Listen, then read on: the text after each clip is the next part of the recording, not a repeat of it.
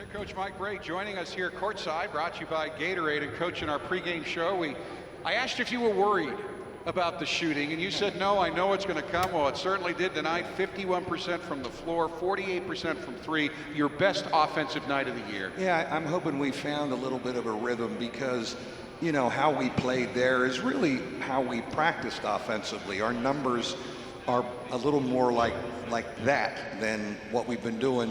Thank God, though, you know, we've guarded in this 6-game stretch when we haven't made shots. But tonight it was good to see it flowing. We had 24 assists and only 7 turnovers and shared the ball and got scoring off the bench. You know, I think Leshevsky and Goodwin can score for us, so they give us a punch off the bench. So that was 6 home games in 17 days. Now we've got a stretch where we can get some practice reps before we have a Maryland-Boston College week, which is a great challenge. Well, Coach, a guy that we were talking about a lot today in pregame and throughout was Rex Pfluger. And certainly last game, he's doing everything it takes to win, diving on the floor. But tonight, we saw a Rex that was extremely confident on the offensive side of the ball, knocking down threes, shooting one-footed fadeaways, just feeling good about himself.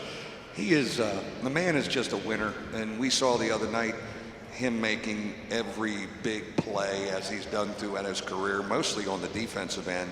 But, you know, he's got a great feel for the game. I love the look, and we got our 3 starting guards, each had 5 assists.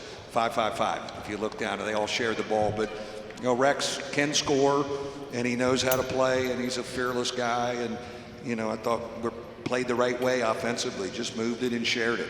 I do want to get back briefly to Leshevsky and Goodwin. They're your leading scorers in this game. Nate had 16, Dane had 15, but what I liked is Dane stepped up against Toledo. You don't beat Toledo without him. He had 13 in the second half, but they're playing physically. They have upped their physicality, which they needed to do. Well, they needed a year in the Tony Werlinski weight room and a summer, and they're older and they look more like college players. They were kind of thrown to the wolves last year, and but they physically can keep up. But certainly we want them to hunt their shot, and we need them to score. At times, they were too nice last year and wouldn't do that. Now they kind of get it, and they understand we need them to be aggressive offensively. I hate to keep bouncing back from young guy to old guy, but TJ Gibbs, I thought, had one of his best games of the year so far as well. Just extremely in control, knocking down shots, and the way that he was finding guys in that first half was, I think, one of his best performances sharing the ball. He is beautiful to watch with his court vision. The pass he made, right-handed from this side of the floor to Hub in the corner in full stride, and Hub knocked. I mean, it's just so unselfish and such the right way to play, and he just continues to throw the ball up the floor to open people, and we get early stuff because of that. Among the major college basketball players, there is only one averaging 14 points and 13 rebounds, and he just about did it again tonight. John Mooney, 13 rebounds, 13 points, and he was healthy. I talked to him after the Toledo game. He refused to acknowledge that he wasn't healthy. I said, my guys haven't, but I was fine. Well, he was fine tonight, and it showed. Well, he is a monster and a physical specimen, which I couldn't believe he was sick.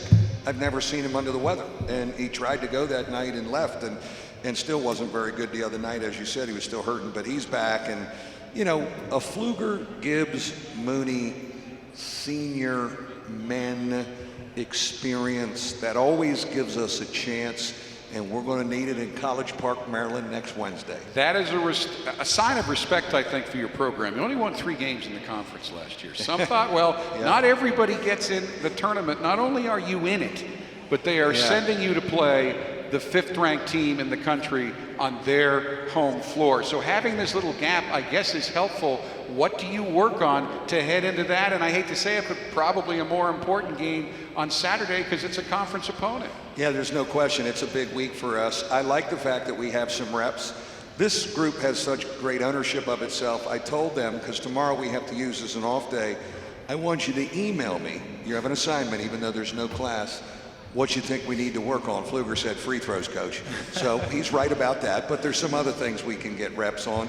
But I want to hear their feedback, because this group really wants it, and they're chasing it as a group and trying to do things together, and it's a fun group to be around. We'll practice at noon on Thursday, and we take them all to Ruth Chris at 5 o'clock, and we'll have our Thanksgiving meal with everybody on Thursday. Happy holidays, happy Thanksgiving to everybody, and we'll see you in a while. BC, right? Coach, thank you. Thank you.